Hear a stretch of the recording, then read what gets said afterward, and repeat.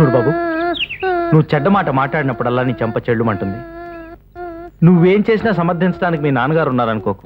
నిన్ను కొట్టి తిట్టి దారిలో తీసుకొచ్చే బాధ్యతను ఆయనే నాకు అప్పగించారు.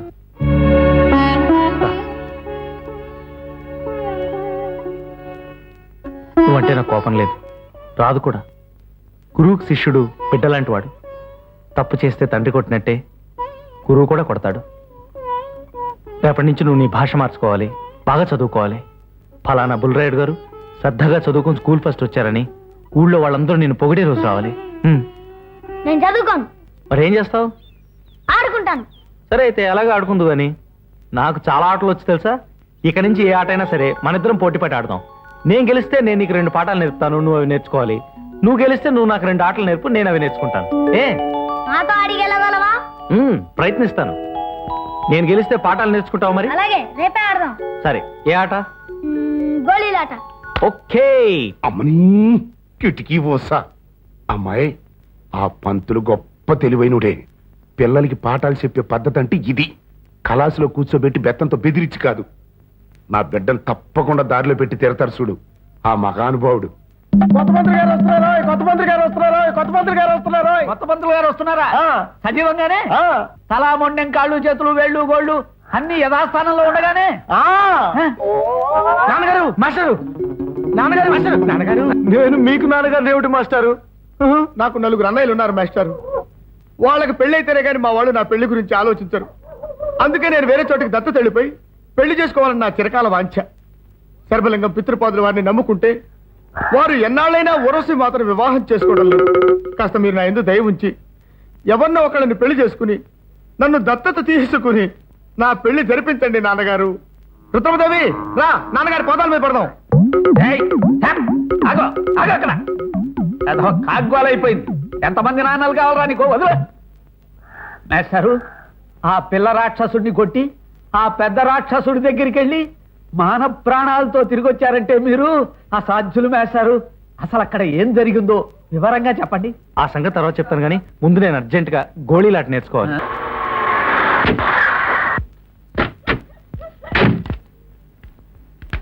ఎవరు కావాలండి? వీరు మా అన్నగారు పురూరావు వర్మ గారు. ఏం కావాలట? ఇక్కడ వీరికి సమవయస్కురాలైన వధువు ఉందని తెలిసి పెళ్లి చూపులు చూసుకోవడానికి వచ్చాం. అలాగా ఉంది.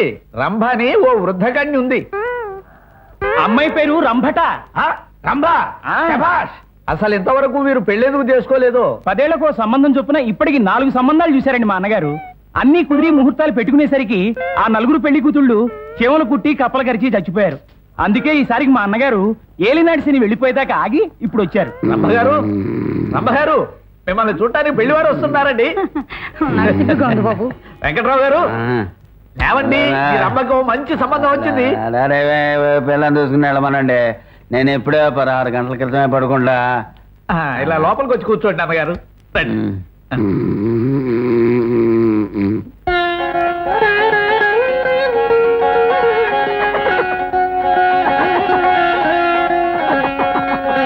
అక్క కూడా ఆయన నచ్చారు సార్ బాబు.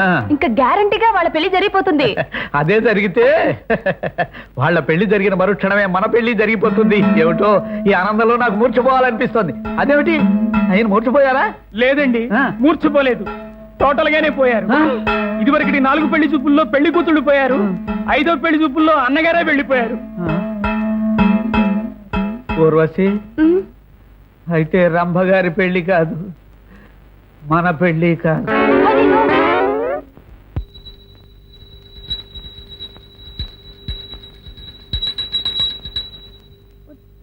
ఉత్తిష్ట గోవింద ఉత్తిష్ట గరుడధ్వజ ఉత్తిష్ట కమలాకాంత త్రైలోక్యం మంగళం కురు. ఎవరమ్మా అంత భక్తిగా పాడుతుంది? ఏమోనన్నా? గరుడధ్వజ ఉత్తిష్ట కమలాకాంత త్రైలోక్యం మంగళం కురు. మాత సమస్త జగతాం మధుకైటభారే పక్షో విహారిణి మనోహర దివ్యమూర్తే స్వామిని శృతజనశీలే మన వాళ్ళు చాలా మార్పు వచ్చింది నాన్న. సమస్త జగతాం తల పిన్ను ఇదంతా ఆ కొత్త పంతులు చలవేనే, ఆడు మనిషి కదే దేవుడు. చూడవే చూడు, నా బిడ్డని ఎంత బుద్ధిమంతుని చేశాడు. చూడు, ఆ దొంగనా పేటకి ఏమిచ్చి రుణం తీర్చుకోగలనే. పంతులు, నీ చేతిలో నా పుస్తకం, నా బిడ్డను మార్చేసావయ్యా. మరి శుభ్రంగా బొట్టెట్టుకుని సుప్రభాతం చదువుతుంటే చూడటానికి నా 2 కళ్ళు సాలేదనుకో. ఇదంతా నీ గొప్పతనమే పంతులు. నీ జేబులో నా డబ్బు, ఇది ఉంచుకో. వద్దు సార్, థ్యాంక్స్. నీ సొక్కా మొత్తం ఇది నా బిడ్డను మార్చినందుకు నేను సంతోషంగా ఇస్తున్న సొమ్మయ్యా, తీసుకో. దానికి మీరు ఇస్తున్న జీతమే చాలు సార్. తీసుకున్న జీతానికి చేయవలసిన పనే చేశాను తప్ప అంతకన్నా మించి నేనేం ఘనకార్యం చేశాను నాకు ఈ సన్మానం. పంతులు, నువ్వు సామాన్యుడివి కాదయ్యా. ఈ రోజుల్లో ఇంత నీతికి నిలబడే మడిసేవుడు ఉంటాడయ్యా. నీ బూట్లో నా కాలు.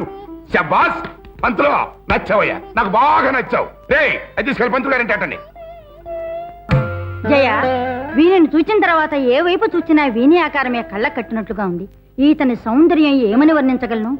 ఆ నగుమోము, ఆ మొలక మీసలు, ఆ సోగముక్కు, ఆ ఉంగరాల జుట్టు, ఆ ఎగుభుజములు, ఆ సొగసు, ఎంత సొగసో అంత పరాక్రమం కలిగి నా మనస్సును ఆకర్షిస్తున్నాడే అని సీతా స్వయంవరానికి ముందు సీత చెలికెత్తితో ఇలా చెప్పింది. సీతా కళ్యాణం ఇన్నిసార్లు చెప్తున్నా, నీ పెళ్లి కూడా త్వరలోనే అయిపోవాలి రంభ.